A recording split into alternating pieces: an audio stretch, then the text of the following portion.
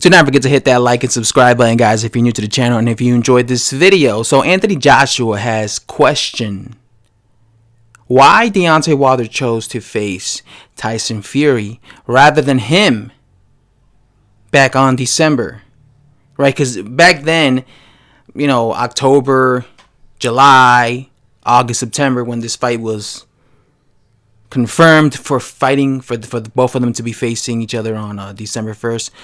He could have fought Anthony Joshua, but he chose, and Anthony Joshua says, you know, he could have fought me and been in a very historic fight and possibly become undisputed at heavyweight.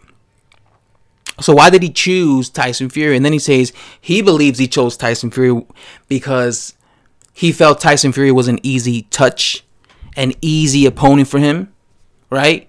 Because obviously at the time, Tyson Fury was very inactive, and I do believe, I've always felt that Deontay Wilder's team chose, you know, we already know that you know, for the majority of his fights, he always chose easy opposition, right? For, you know, the protection program. No, you know, not to risk him losing, basically, right? Not to risk him losing, right? Now, when it came to defending his belts, I've always felt that his team also carefully chose his opponents, right? They would not, like say there was fighters ranked in the top 15 at the WBC rankings. I always felt like they would choose the weakest dudes to face, to defend his belt against. Like, for example, his first 3 title defenses was against Eric Molina, Johan Duhaupas, and Arthur Spilka. Those guys were the weakest guys ranked in the WBC. The weakest guys, right? So he's, you know, even when he was gonna fight Andreas Warzik, he was also another weak guy. Chris Arreola was a weak guy. Deontay Wilder's team would always choose the weakest guys, right? So I always felt that he tried to choose the weakest guy obviously for an advantage for himself, because he knew that this wouldn't be like a risky fight. When it comes to Tyson Fury, I feel that Deontay Wilder, you know, obviously knew. I don't care what Deontay Wilder says, that, you know, he fought the best version of Tyson Fury. Obviously, Deontay Wilder knew. He knew that going into this fight, Tyson Fury had lost significant amount of weight, right? He knew he lost over 100 pounds. He knew he had some type of drug issues. He knew he hadn't fought in 3.5 years. So obviously, I would imagine that him and his team are thinking to themselves, you know what, this guy. And if you saw Tyson Fury in his last fight prior to facing Deontay Wilder, when he fought that Francisco Piñeta guy, he got hit a few times against Francisco Piñeta. Francisco Piñeta is a very low quality heavyweight, yet he was actually landing a few on Tyson Fury.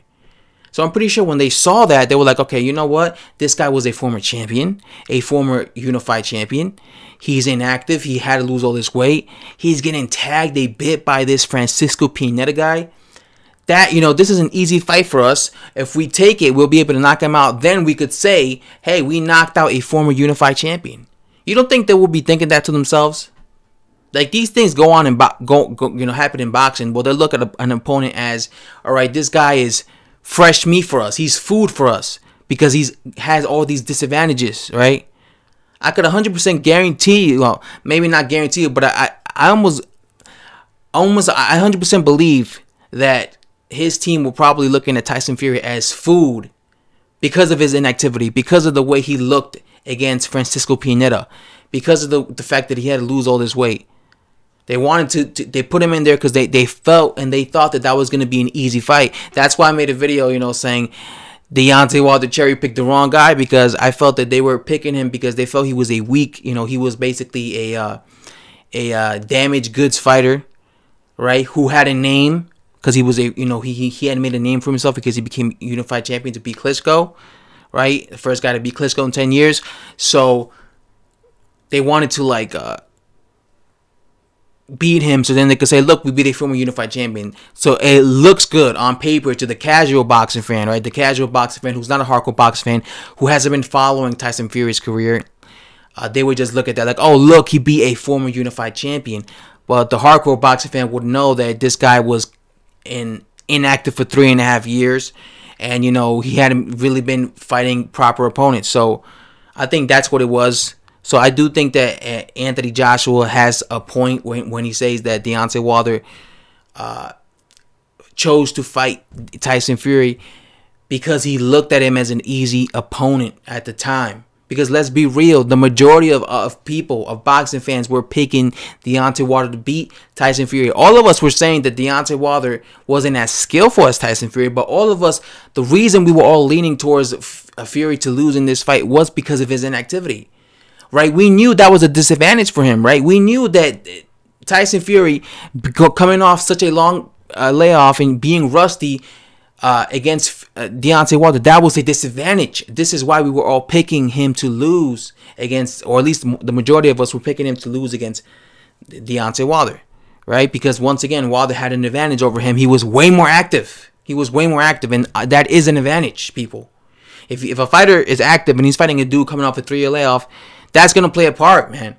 Because your timing, you know, you have to take there's something called ring rust. You have to take your ring rust off. You know, and if you're not fighting him for 3 years, that shit's going to affect you. It don't matter who you are. And anyway, guys, I'd love to say thanks for watching. Subscribe for Ladies in Boxing. Subscribe for Ladies in Boxing, and I'm out.